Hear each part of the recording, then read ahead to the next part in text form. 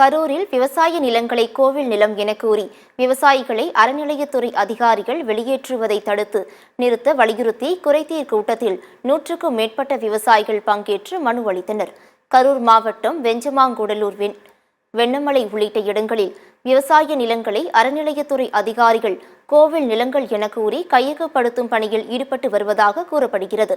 இதை கண்டித்து பொதுமக்கள் மற்றும் விவசாயிகள் பல்வேறு கட்ட போராட்டங்களில் ஈடுபட்டு வருகின்றனர். இந்நிலையில் ஆட்சியர் தங்கவேல் தலைமையில் விவசாயிகள் குறைதீர்க்கும் கூட்டம் இன்று நடைபெற்றது. அப்போது நிலம் கையகப்படுத்துவது தொடர்பான பிரச்சினையில் பாதிக்கப்பட்டுள்ள 100க்கும் மேற்பட்ட விவசாயிகள் இருக்கைகளை ஆக்கிரமித்துக் கொண்டு மனு அளித்தனர். இது தொடர்பாக யார் மனு கொடுத்தாலும் நீதிமன்றத்தை நாட அதிகாரிகள் அறிவுறுத்த வேண்டும் என்று கோரிக்கை வைத்தனர். விவசாயிகள் தங்கள் நிலங்களில் இருந்து வெளியேறுமாறு அறநிலையத்துறை அதிகாரிகள் நோட்டீஸ் வழங்குவதை தடுக்க வேண்டும் எனவும் கேட்டுக்கொண்டனர். மனுக்களை பெற்றுக்கொண்ட ஆட்சியர் உரிய நடவடிக்கை எடுப்பதாக உறுதியளித்ததை தொடர்ந்து விவசாயிகள் அங்கிருந்து புறப்பட்டு சென்றனர்.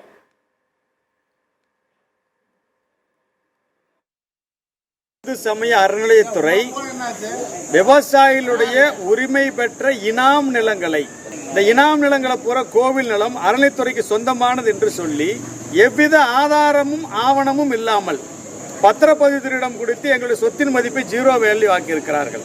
கோவில் நிலம் அப்படிங்கிறது சட்டமும் கிடையாது, அரசாணையும் கிடையாது, ஆவணமும் கிடையாது. அது பூரா இனாம் ஒழிப்பு சட்டம். இனாம் 1863 இனாம் கமிஷன் தான் போட்டிருக்காங்க. 1864 இருந்து 1964 வரைக்கும் 14 சட்டங்கள் இனாம் ஒழிப்பு சட்டங்கள் தான் போடப்பட்டிருக்குது. இந்த கோவில் நிலம்னு ஒன்று கிடையவே கிடையாது. இல்லாத ஒன்றை கோவில் நிலம் சொல்றாங்க. பூரா இனாம் நிலம் தான் இருக்குது. கோவில் நிலத்துக்கு நிறைய பேர் தனிநபர்கள் கொடுத்துருக்குறாங்க. அதையே போய் பாதுகாக்கிறது இல்ல, அங்க போய் வாடகை வசூல் பண்றது இல்ல. அதையெல்லாம் விட்டு போட்டு அங்கே லஞ்சம் ஊழலையும் பண்ணிவிட்டு விவசாயிகிட்ட உரிமை கொண்டாடுவது சட்டவிரோதம்.